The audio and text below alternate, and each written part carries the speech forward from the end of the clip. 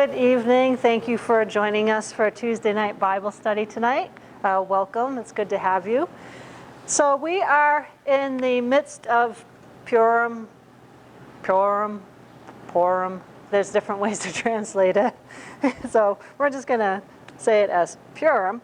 So I'm going to kind of pick up on something that we had done on Sabbath, where we were talking about the whole Purim thing and Esther and Mordecai and stuff. But the thing I want to focus on again is, well, the thing with Esther. We were pointing out on Sabbath about how, at the beginning of that whole story, Esther wasn't realizing who she was. She wasn't realizing the royalty that she was. She didn't realize that she had what it took to go before the king to accomplish something that Yahweh wanted her to accomplish.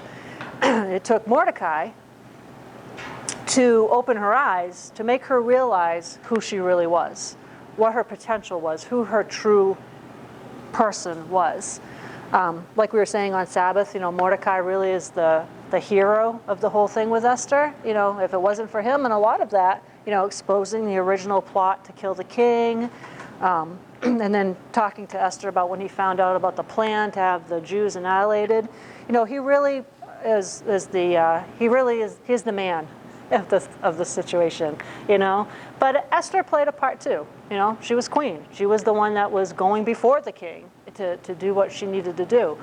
But so the thing I'm going to focus on tonight is, when we talked a little bit about the background Esther had, her parents had passed on. She was an orphan Jewish girl who had to hide her identity and everything like that.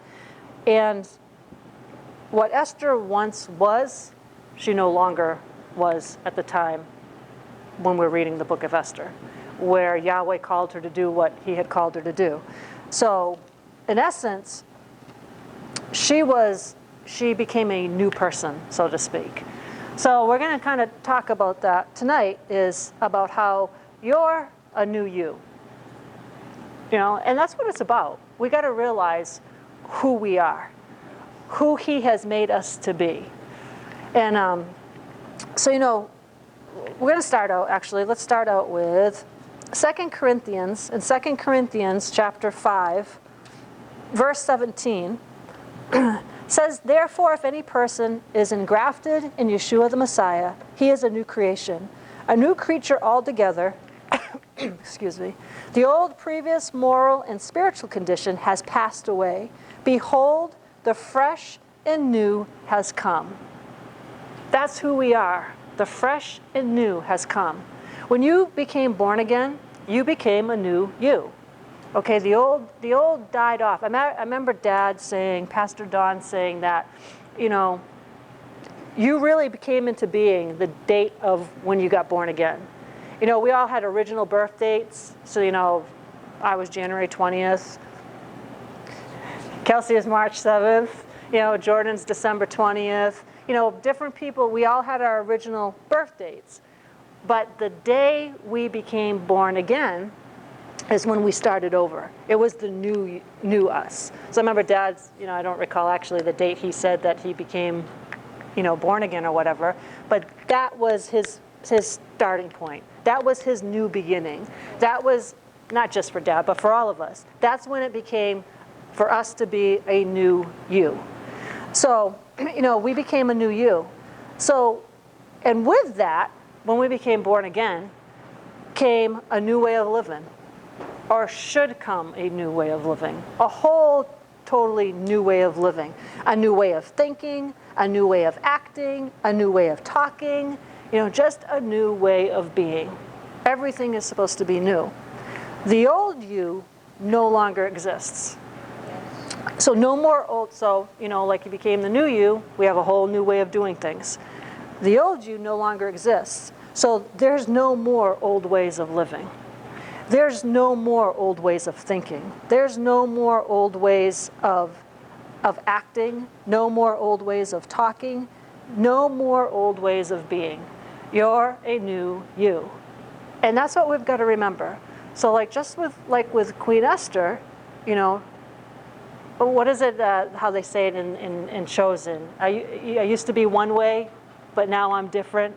And now because I'm different because of him. All because of him.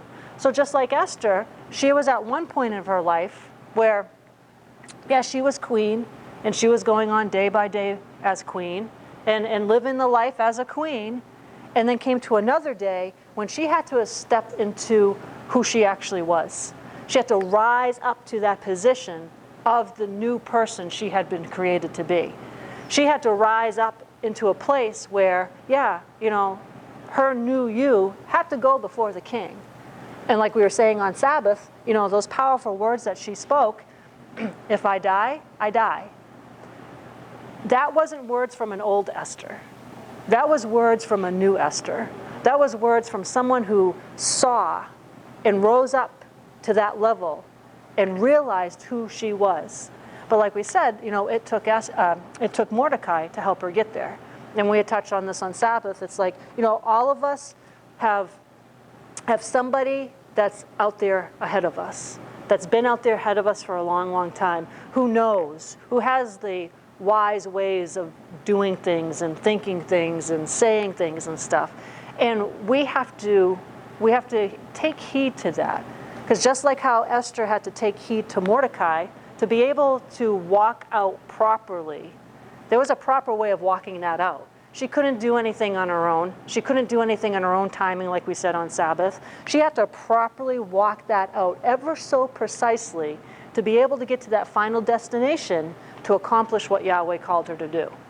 And Mordecai helped her with that. So the same thing with all of us. We have somebody that's gone out there ahead of us, a mentor that's gone before us. For most of us in here, it's Mom. Who in essence has already been there, done that. Has been there, done that, and can say, this is the way to go. So that being said, you are not who you used to be. You are a new you. And the devil will try probably every single day with most of us in here to convince you, oh, you're still that same person you were back then. You're still the old person. He'll try to resurrect that. He'll try to get you off the fact of you knowing that, no, I'm a new creation in him. Old things are passed away, new things have come. So you are not who you used to be. You are a new you. When the devil tries to resurrect something of the old you, of your former way of living, you need to stop him in his tracks. You need to stop him right then and there in his tracks and remind him of who you are now. See, he doesn't want you to realize that. He doesn't want you to realize who you really are, who you are in Yeshua. And that's why you need to stop him in his tracks and remind him, no, this is who I am. And whatever you say, I'm not going to pay attention to it because that's not who I am. Those old things that you're trying to bring back into my memory, that's not who I am. That may be who I used to be, but that person that I used to be no longer exists. I am a new person. So in Ephesians, let's jump over to Ephesians. Ephesians chapter 4, 22 through 24. Says, strip yourselves of your former nature.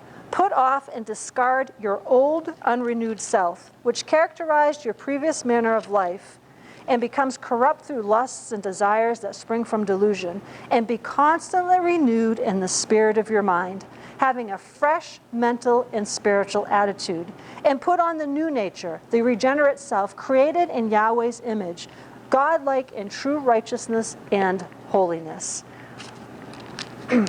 So part of that being the new you, of taking on that new creation, we've got to renew our minds.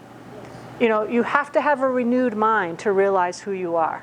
You have to have a renewed mind to walk out in the new you. You have to have a renewed mind to see what it is that Abba has called you to do and to be. So interesting, I was looking up here in the Amplified where it says, in the Amplified it just describes the Hebrew and the Greek of things so well, when you look at things in the Amplified Bible. And so when it says, strip yourselves of your former self, put off and discard your old, unrenewed self. Well, the word discard, when you look at that, one of the definitions for the word discard is get rid of something as no longer useful or desirable. So think of that. All of us, from things of the old, have stuff that is no longer, that old way of doing things is no longer useful and no longer desirable. So think about, for example, the way you handle a situation. A situation arises and your response to it, your reaction to that. Now, for me, personally speaking, if I have a certain situation that would have arisen, say, so for me, let me see, probably 30 years back, I would have handled it a totally different way than I would have handled it now. So 30 years ago, I wasn't born again, okay? So my way of handling something 30 years ago would have been probably quite a bit different than my way of handling it now. My reaction for it now, because that was an old person. But when I became a new creation, that's gone. That's gone. So now that same situation could come into my life again, but I have a new way of handling it. I have a new way of thinking about it, a new way of reacting to it, because I'm a new you. So to discard, get rid of something as no longer useful or desirable. This next one I thought was really interesting, but it says the letting go of or throwing away of something that has become useless or valueless. So, letting go of. Like I said, the enemy likes to try to resurrect things from our past. Old ways of doing things, old ways of thinking, old ways of talking. He likes to try to resurrect that. But for who we are now, those things, when he tries to bring that to us, we need to let it go. We need to discard it, like the word says. We need to let it go and remind ourselves that that's not useful. That's not useful. The only thing that's going to do is harm me. That's not useful, and it has no value anymore. A lot of stuff, without getting into detail, but a lot of stuff that I used to do when I was, growing up or in my early 20s, mid-20s, late 20s, is not of any value today. Would not be useful to me at all today. In certain things I think back, in certain situations that I had encountered and dealt with and stuff before I came born again, I would think to myself, man, if only I had Yahweh back then, that would have turned out differently. If only I had been a new creation and I was following after him, that would have turned out different. And I recognize it so much so now, and I think I had used this example before, but we're a very blessed people. We're very privileged people because we do have Yahweh. And there's so many people that don't. And like I said, I'm probably already had shared this example before, but it was such a powerful picture to me at this one time when I was sitting in a specialist office with Australia, and just a little baby, just been born and stuff. Actually, Mom and I, and we're sitting there for an appointment, and this younger couple had come walking in with their son who had just been born. Actually, interesting. Australia, now that I recall correctly, Australia had just turned 1. Their son that they had walked, and this was in late April when Mom and I were at this appointment with her, and I could overhear the receptionist talking to the parents and stuff. And they came in with this baby boy who had just been born. He was only a couple of weeks old, but he was born April 7th. He had the same exact birthday as Australia. So I thought, isn't that interesting? But I remember thinking, because they went in, they kind of ushered him in, the parents and this little baby, really quick. And not even 10 minutes later, they came rushing back out. And the nurse goes running up to the receptionist, and the cardiologist comes out behind her and says, we need to get this baby med-flighted to Boston. And I remember it clear as day, like it was yesterday. Because as a mom, and being in that situation with my own daughter, and what was being told to me, I had a different way of handling it. I knew who was in control of the situation. I knew that all was going to be well, because I had him. But I was watching that mother, and it was a very impactful thing for me, because when Mom and I heard them say those words, and when the mother heard them say those words, she just broke down sobbing. And I thought, and Mom and I started praying instantly. We're praying in the Spirit and stuff like that. And I said to Mom afterwards, I'm like, see, I know that I'm going to be all right and that my daughter's going to be all right. But that mother, my heart just went out for her, because I was like, I know, because I've got God. I've got Yahweh. But she doesn't. And to see that, to see what that mother was going through and everything. And it was like, man, and I thought at that moment, thank you, Yahweh, that I have you. Thank you that you're in my life, that you're in my daughter's life, that you're in my husband's life. At that moment, it was just like, I'm not quite sure how to explain it, but it was just like, man, thank you so much that I have you and all is going to be well. But it might not be that same situation for this family right here. And so that's why Mom and I were interceding and stuff for them. But it was just like, to see something like that and thinking before, it's like anything prior to that, if I hadn't known God or whatever, the things that I would have attempted to do in my own strength would have been useless. And today, it has no value. So anytime the enemy tries to bring stuff up like that, doubt, fear, unbelief, you got to discard. You got to let go and throw away those things, because doubt, unbelief, fear, those have no value. Those are useless. They will do nothing for you. The only thing that will do anything for you is your faith in Him and staying in faith with Him and the Word. So, discard, the letting go or throwing away of something that has become useless or valueless. So when I read that, I applied it to me. It was like, my old self has no value anymore. That, not that I'm an old self anymore, but, that old self has no value anymore. That person's gone. There's a whole new way of doing things. And, it can be a struggle every day. It can be I shouldn't say every day, but it can be a struggle, not every day. If it's a struggle every day, okay, well, we're going to have to talk. But, sometimes it can be a struggle when the enemy brings something up to you. So, remember, this is how you dealt with that situation? Remember the results you got. Yeah, but I don't want those results now. That was not the right way to handle that, okay? So, we got to remember that anything that he tries to throw our way concerning ourselves, that's not who we are. That's who we used to be, but we are not that person anymore. So let's go to 2 Corinthians chapter 4. It's Bible study, so we're going to have not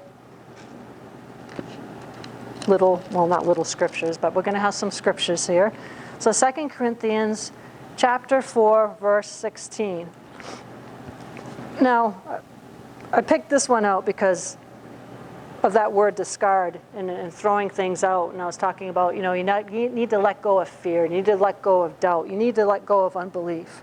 So 2 Corinthians chapter 4, verse 16 says, and this is vital for actually now, too. We really need to take heed of this scripture also. Because there's a lot of things that could have the potential to try to cause somebody to become discouraged or to become weary or to whatever. But we're new creations, and really when it comes down to it, we're not supposed to be getting discouraged. We're not supposed to be getting weary. We're not supposed to be like, doing I'm done type of thing. Okay, that's the work of the enemy. So 2 Corinthians chapter 4, verse 16 says, "Therefore we do not become discouraged, utterly spiritless, exhausted, and wearied out through fear. Though our outer man is progressively decaying and wasting away, yet our inner self is being progressively renewed day after day." That's who we are, being renewed day after day. So let's do, actually we'll hold off on that one for a minute. But so when it talks about how we're a new creation in Him. We've been created in Him. And as He is, so are we in this world. We were made in the exact image and likeness of Yahweh. So it should be that when we speak to the enemy, it's like Yahweh speaking to the enemy. It's like Yeshua speaking to the enemy. We've been given that same power and authority. The same power and authority that Yeshua had. You know, just in those days when He walked in the disciples. All those things that you hear about Him doing, all the miracles and the things He's spoken. And there's a lot of, you know, catch when you're reading through the Gospels, there's a lot of suddenlies. Okay, a lot of suddenlies. And suddenly He was healed. And suddenly the flow of blood stopped. You know, He's the God of the suddenlies. He says, behold, I'm doing a new thing. And suddenly it came to pass. So we've got to get that same expectors. You know, I remember hearing Pastor Jonathan. We were down at IFC for something one time. And Pastor Jonathan had done this whole thing about you need to have your expectors on high. Have a high expectation of what Yahweh's going to do. Have your expectors on high. And that when you speak, it's the very God inside of you that is speaking Himself. So your inner self is being renewed day by day. We're new creations. So you look at the word new. And the word new means not existing before, made for the first time. Now think of that. He called us new creations. Now when I became born again at 29 years old, I was not made for the first time. My parents didn't, pop me out at 29. I wasn't made for the first time right then and there, But He says new creation, which the word new means made for the first time. Brand new. Made or become fresh. That's an interesting one too. So when we became born again, when we became new creations, we became fresh. Now not fresh like, back in the day when you talk to your parents, you're fresh. Don't have that fresh mouth. Not that type of fresh. Fresh. A whole new freshness to us. A fresh, I don't know quite how to describe it, but we became fresh. We became new. And also the definition of new means never existing before. Now think of it. We've all been around for some time. And we all didn't, I can speak for myself. I think most of us all didn't become born again when we were like 5 or 6 or 7 years old. Okay, but think of that definition of new. Never existing before. We all existed before we became born again. But when we got born again, we became a new creation. It was like we never existed before. It was like a fresh slate. Yahweh created this fresh slate, and it's time to write your real story on that slate. And there's many chapters to our real story. Esther had many chapters to her real story. And she could have done certain things a certain way. But you think about it. You come to a chapter in your story, and when Yahweh, like with Esther, said, He used Mordecai. We don't see Yahweh anywhere in the book of Esther, but we know He's there. He's just behind the scenes. With Mordecai speaking to Esther and saying, this is what you need to do. Don't be so arrogant. Don't be so, haughty about yourself that you think you're going to escape from this. No.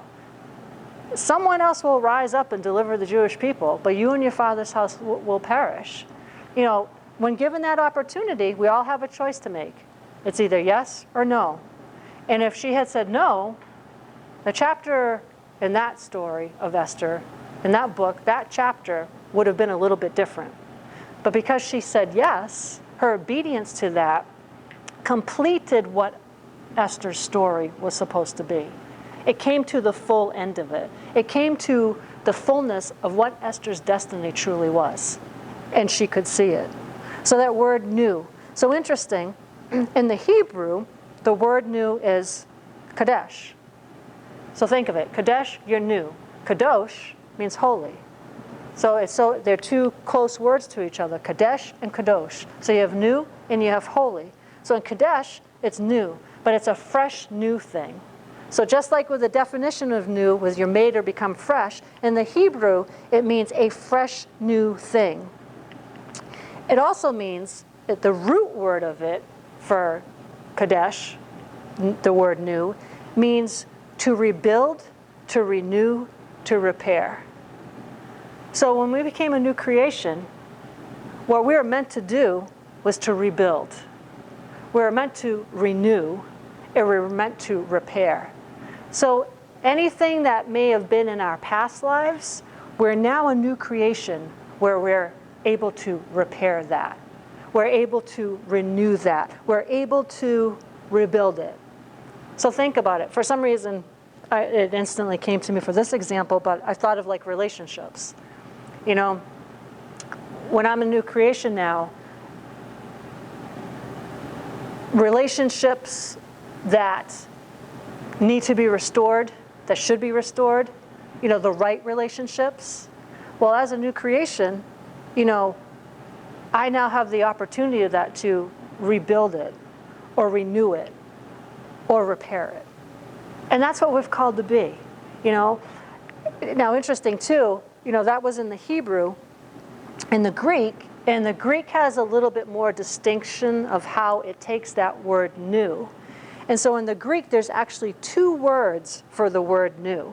The first one is neos, and that means brand new, recently born, or recently made.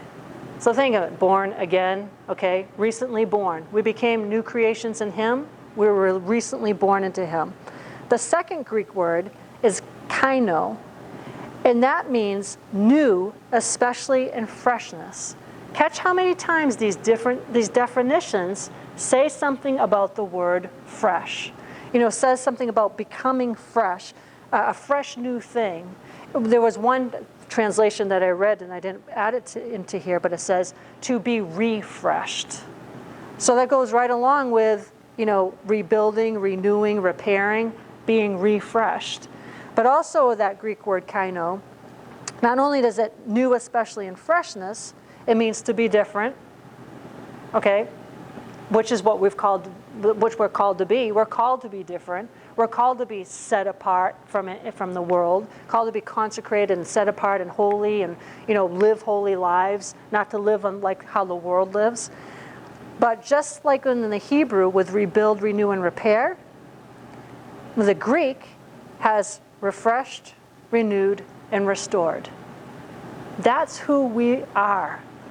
When we became born again, when we became a new creation, we became refreshed. We became renewed. We became restored.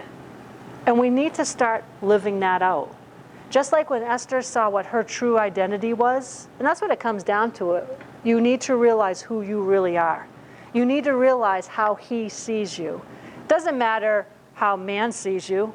It doesn't matter what man thinks. It doesn't matter how man sees you. What matters is you seeing how Yahweh sees you. All of us in here, we have obviously identities. Now, and interesting, and I remember Dad talking about this, you know, when somebody asks you, well, who are you? Well, the common responses, you know, for me, it would be, well, I'm a mom, I'm a wife, I'm a sister, I'm a daughter, you know, I'm a stay-at-home mom, I'm like whatever. You know, other people, well, you know, I'm a husband, I'm a banker, that's not who you are. That's not the real you. That's not the true you. That's what you do. It's what you're, you know, I'm a mom. That's what I do. You know, well, I was a banker. That's what I did. You know, that made up different aspects of my life, but that's not who I was. You know, I'm not, my being, my identity was not being in being a banker, or it's not in being a mom, or being a daughter, or whatever. My true identity is what He's called us to be. And that's a son or a daughter of the Most High God, a child of God. That's who we are. But we're new yous. That's our identity. I'm a new creation. My old is gone. That's done, been there, done that, don't even go there anymore. But our true identity is in Him, and it's being a new creation. It's being a new you. So interesting, refreshed, renewed, and restored. So let's go over to Galatians real quick. In Galatians chapter 5. Galatians chapter 5, verse 16. And in order to be, like I said at the beginning, with being a new you, there's a new way of living. So a whole totally new way of living. a new way of acting and talking and thinking and everything. So in Galatians chapter 5, verse 16, it says, "But I say, walk and live habitually in the Holy Spirit, responsive to and controlled and guided by the Spirit. Then you will certainly not gratify the cravings and desires of the flesh, of human nature without Yahweh." So that's key in us to be successfully living out who we really are. Be successfully living out this new creation. We've got to walk and live in Holy Spirit. We've got to be so closely bound to Yahweh. We've got to be so much in His Word every single day and in His presence, so that we walk and live habitually, controlled and guided by the Spirit. You know, it says in Ephesians to be careful how you walk, to make sure you're walking purposefully, to make sure you're walking, you know, in the Bible. Just go to the whole thing where the Bible talks about in so many places about walking in love. You know, and that's a biggie. That's probably one of the biggest things that Christians have a challenge with, is the walking in love part, is to perfecting that, is getting that perfected. And it can be challenging. I mean, if you think of different type of people and situations and stuff, you know, especially if in your former days, you know, you didn't handle things the way love would handle them. You know, it's kind of like the Sons of Thunder when they had that scene in Chosen with Yeshua, and it was like, you know, we're going to rain down fire and brimstone on them. It's like, no, that's not walking in love. You know, you don't ever wish that somebody turns to a pile of ash. That's not walking in love. You know, we have a new way of walking. And just Ephesians itself, the Ephesians, you know, take some time to really study out the book of Ephesians. It tells you who you are in Him. You know, and it tells you who exactly you are in Him, how you're supposed to be living. Like I said, you know, live purposely. Live on purpose with Yeshua, knowing that Yeshua is inside of you. Live on purpose knowing that you're an exact image of Him. You know, I think of some situations, and then afterwards it'd be like, yeah, I can't quite seeing Yeshua have handled it that way. You know, and that's why we need to be ever so aware.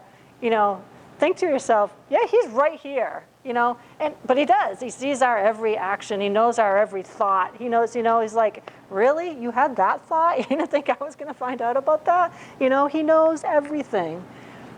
But we've got to, but in order to perfect that and to be able to fight off the enemy more easy and quicker, is we got to stay all closely connected to Yahweh. You know, we got to bind ourselves to Him, bind ourselves to His Word, and live on purpose who we truly are, who He has created us to be. So in Galatians 5:16 it says that. If you look at Galatians 6, verse 15, it says, "For neither is circumcision now of any importance, nor uncircumcision, but only a new creation, the result of a new birth and a new nature in Yeshua the Messiah." That's what's important, is your new creation, your new birth, your new nature. And when you see those words new, you know, I was doing this, I was taking these definitions, and it's like, you know, the new creation. Well, put it as, you know, your restored creation. You're a restored creation of a restored birth and a restored nature. You know, you're a renewed creation as a result of a renewed birth and a renewed nature. But even this one, which I liked, it was really impactful for me, but it was like, you're a refreshed creation, result of a refreshed birth and a refreshed nature. That's who we are. That's who we truly are. New creations in Him. The old is gone and the new has come. Totally restored, renewed, repaired. Just like Esther. She was one way, but she became a completely different person. Not become a completely different person, but she became who Yahweh saw her to become. She connected that. She finally connected with that. And look at the huge thing that she did. The impact that she had for thousands and thousands of Jewish people. We have that same thing inside of us. We have that same potential to have a tremendous impact on people outside these doors. You know, never take it as a coincidence. Anybody that comes across your path, whether you're in a Market Basket or Walmart or Hannaford, you know, there's a purpose There's a reason why you're standing behind that person that you're standing behind in line. And if you really get connected enough, you can ask Yahweh, okay, what is it? It can be dangerous sometimes, though, to ask Yahweh to see what he sees in that individual's life. And what I mean by dangerous, it might catch you off guard, because we're all very compassionate people in here. And to see somebody's true story and what they've been through, what they might have had happen to them, and to feel that pain for them that Yahweh feels for them, that's what I mean by dangerous. It could be an impactful thing for you, But anyways, so there's always a reason. There's always a purpose. So last scripture, let's go to Colossians 3.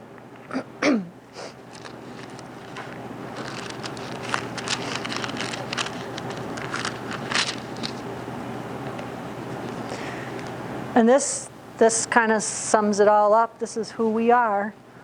Colossians chapter 3. If then you have been raised with Yeshua to a new life, thus sharing his resurrection from the dead, aim at and seek the rich eternal treasures that are above, where Yeshua the Messiah is seated at the right hand of Yahweh. And set your minds and keep them set on what is above, the higher things, not on the things that are on the earth. For as far as this world is concerned, you have died, and your new, real life is hidden with the Messiah in Yahweh. That's how it all sums up. It says it right there.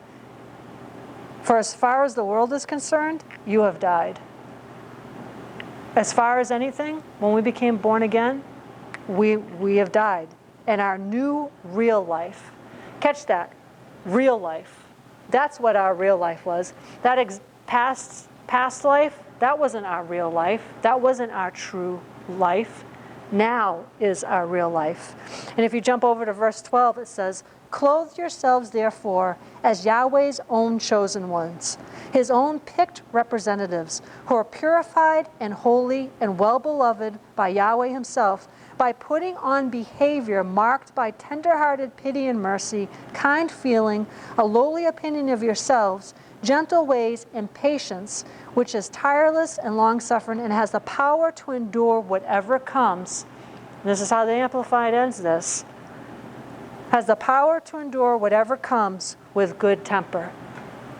That's who we are. And that's how we're supposed to be doing things. Verse 13, be gentle and forbearing with one another. And if one has a difference against another, readily pardoning each other, even as the Lord has freely forgiven you, so must you also. And above all these, put on love and enfold yourselves with the bond of perfectness, and let the peace from Yeshua rule, act as umpire continually in your hearts, deciding and settling with finality all questions that arise in your minds. In that peaceful state to which as members of the Messiah's one body, you also were called to live. And be thankful, appreciative, giving praise to Yahweh always. That's who we are as new creations. That's who we've been called to be. Renewed, refreshed, restored, repaired. A refreshed way of thinking, a refreshed way of acting, a refreshed way of talking. We don't talk like the world talks at all. We don't think like the world thinks. We don't act like the world acts. There could be other things that we could add to that individually, personally, between you and Yahweh, whatever it could be, exercise, food, anything. It could really pinpoint stuff down. But we got to remember, just like with Esther, she rose to her position for such a time as that. And we need to rise to our positions of who we are for such a time as this. So I wanted to end with this. This actually came across, I believe it was a recent one from, surprise, surprise, Rick Renner. It was in his Sparkling Gems. I think it was last week's, but I'm not 100% sure. But the title of it was, A Picture of Who You Used to Be. And in Ephesians 2:2, where it says, where in time past you walked according to the course of this world, according to the prince of the power of the air, the spirit that now works in the children of disobedience. Do you ever look through old photographs to reminisce about the past? When browsing through those old images, does it ever make you drift back to moments in the past that are precious to you or perhaps not so pleasant?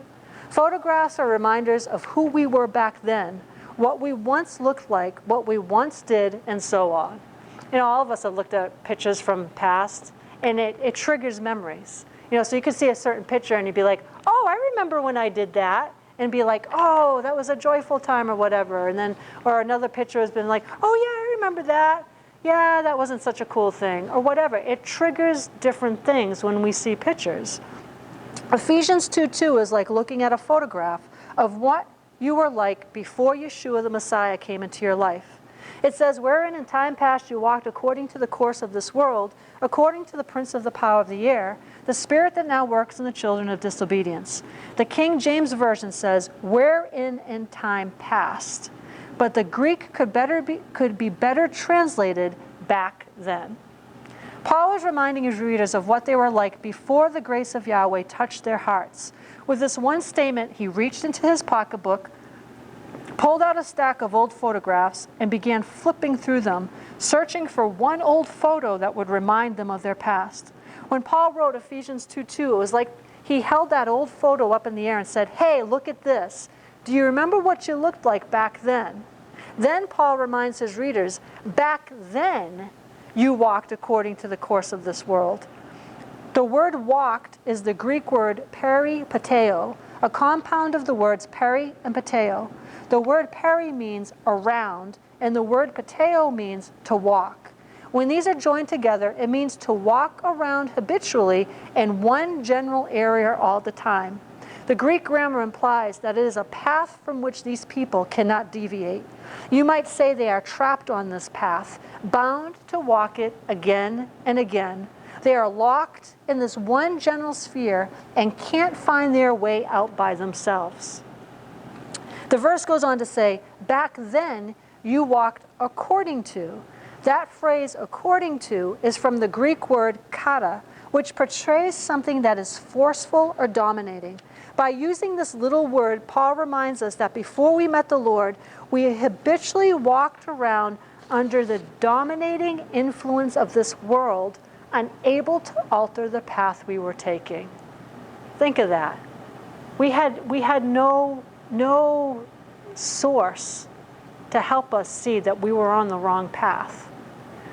Although unaware of our condition, we were spiritual prisoners that were dominated and manipulated by the influence of a lost society. But Paul goes on to say, back then, you walked according to the course of this world. The word course is from the Greek word aianoa, a word that describes a specific allotted period of time, such as an age, a specific era, or a generation. It often denotes the influence of a particular generation on a period of time, like a decade, a century, or even a millennium. The word aianoa also denotes the spirit of a period. So for instance, the 1920s were typified as the Roaring Twenties. The spirit of the 1960s and 1970s were deemed as a rebellious period because of drug use and the strong reaction against the Vietnam War. Many times in Greek literature, this word aianoa carries the same meaning of the spirit of the age. Then Paul adds the next word, back then you walked according to the course of this world.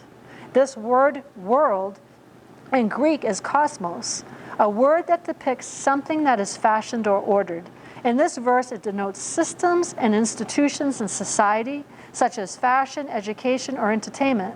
Because Paul uses the word cosmos, he paints a picture of people who have no standard like Yahweh's word by which to live. Therefore, they are guided by the constantly changing ethics and whims of the times. Sadly, education, entertainment, and fashion are the forces that guide the lost world. You could rephrase Ephesians 2:2 this way. Don't you remember what you used to be like? Why, back then, you habitually walked around trapped and unable to get off the track you were stuck on, totally unaware that you were being dominated and manipulated by the constantly fluctuating thinking of the day, by the winds of the times, and by whatever society was giving its approval to at that moment. That is who you were. But that is not who you are today. Now you are a child of Yahweh who has been redeemed, sanctified, and indwelt by the Holy Spirit. I added on, now you are a child of Yahweh who has been renewed, who has been restored, who has been repaired, and who has been refreshed. That's who we are. No longer stuck on a track that we can't get off of, no longer stuck on this path that the enemy hoped that he would keep us stuck on, but now we are new creations. We are new creations in him with a whole new path that has been designed by him before the very foundations of the earth were laid to walk on. To walk on that will lead us to continuous victory and success in our lives if we just keep our sights on him and stay obedient to him. Then all will be well in the household of faith. Amen. Well, thank you for joining us tonight on Bible study. I hope you got something out of it, and we will see you on Sabbath at 11 a.m.